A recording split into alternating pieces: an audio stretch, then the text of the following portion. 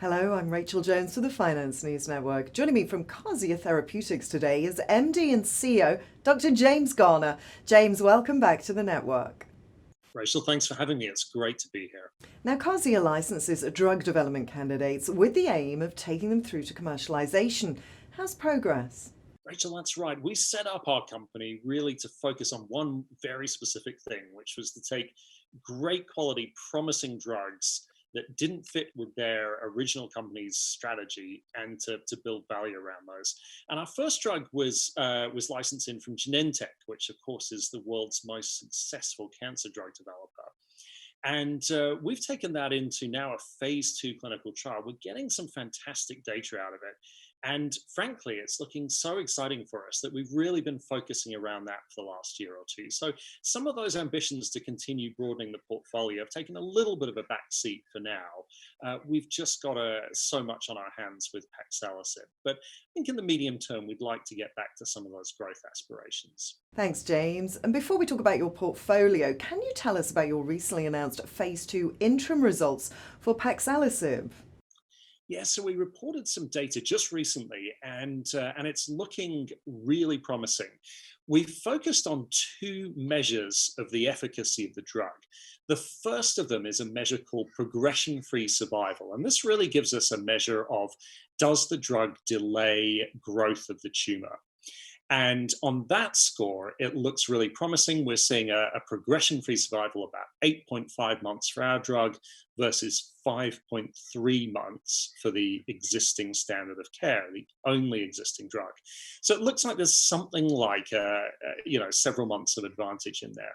But the really big news is we've also been able to report some survival data. So this tells us essentially, does the drug extend life for patients with this very, very aggressive cancer. And on that score, we've seen a figure of 17.7 months versus 12.7 months for the existing drug, which is a fantastic result. That's a knockout. So we're really excited by this data. It's still, the study's still ongoing. We're still learning more. But I think if these kind of numbers hold up, we're going to have a very promising drug candidate on our hands. And now let's talk about your portfolio in a little more detail. Can you tell us a bit more about the glioblastoma candidate paxalisib? Yes, so glioblastoma is the most common and the most aggressive form of brain cancer. It's about half of all primary brain cancers, and it's got one of the worst prognoses of any cancer. So even with best available treatment, patients typically pass away within about 12 to 15 months of diagnosis. There's only one drug out there for these patients. It's a drug called temozolomide. It's been around for 20 years or more, so it's really quite an old drug now. And the trouble with temozolomide is it only works for 1/3 of patients. So for 2/3 of the patients, there is no effective drug available. Those are the patients we're targeting with paxalisib. So they're patients with a really, really aggressive cancer who have no other treatment options. That's what we're trying to answer with our program. Thanks, James. And can you tell me about the paxalisib trials in other brain cancers? Yeah, this has been one of the most exciting things about the drug is glioblastoma remains our primary focus. But there's a lot of potential applications of the drug in other forms of brain cancer, and indeed in other cancers in other parts of the body. And so we've had several trials going on now for a little while. Some of them have been underway for a year or more, looking at the drug in a childhood brain cancer and in cancer that's spread from other parts of the body to the brain.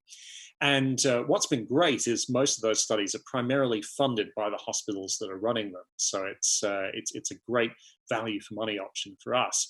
And we're expecting to see some data out of at least a couple of those studies in coming months. And I think potentially that really starts to give us access to a much, much broader group of patients, which of course will be very exciting news. And now let's talk about the ovarian cancer candidate, Cantrixil. We've been developing Cantrixil now for a better part of 2 years in ovarian cancer. We've been running a phase 1 study, that's the first round of human trials, looking at this drug in patients with very, very advanced ovarian cancer.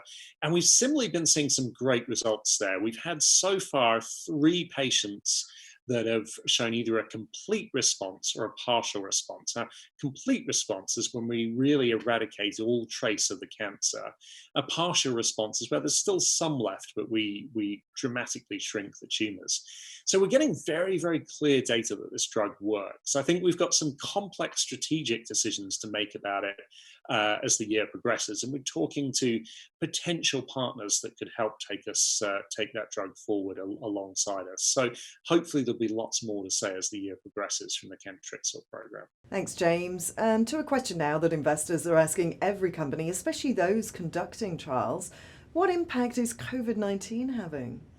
I think we're fortunate in some ways that cancer studies tend to be the last studies affected in these sort of situations. Obviously, patients with cancer can't just come back in 6 months. Their care has to continue.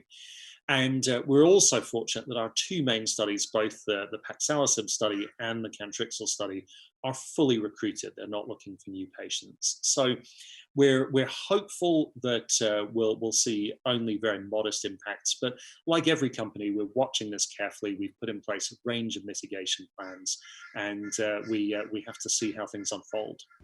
Now let's talk about the financials. Can you provide us with some details?